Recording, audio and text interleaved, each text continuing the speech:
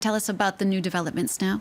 We've had some conflicting reports in the past half an hour concerning the attacker the suspect in this case, identified by police yesterday. His name is Salah Abdeslam, 26 years old, born in Belgium, of French nationality. An international arrest warrant was issued for him on Sunday by Belgian police. There were reports earlier that he had been arrested. We now know those have been denied.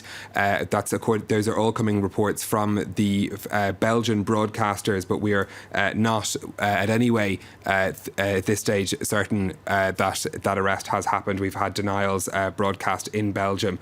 As far as we're aware, he is still being sought by Belgian police. His connection to this comes from that he was rented one of the cars used by attackers at Bataclan, which of course where most of the casualties happened, and that is where and that is how police led to trace him and issue that appeal for witnesses and searching for him last night. Stephen, also more and more of the attackers of the attacks on Friday night are being identified. Tell us a bit more about them. The French prosecutor gave us more details earlier. We now have 5 of the 7 attackers identified, according to the French prosecutor. First of all, at Bataclan, we have Sami Amamor, 28-year-old from Drancy, a suburb north of Paris.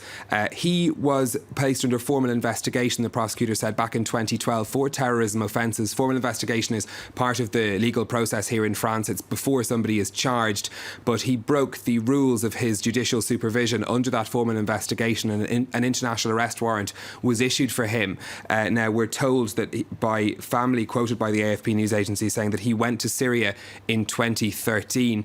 3 members of his family arrested after searches there in the past 24 hours or so. The other attacker from Bataclan that we have identified is another Frenchman, 29 years old. His name is Ismail Omar Mustafa.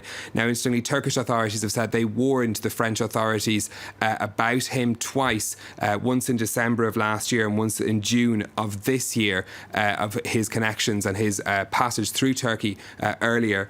He, of course, is one of the attackers that was killed, the first identified in Bataclan. At the Stade de France, 2 of the attackers there have been identified as well, one by a judicial source, according to the AP news agency. A man called Bilal Hadfi, 20 years old, had lived in Belgium as well.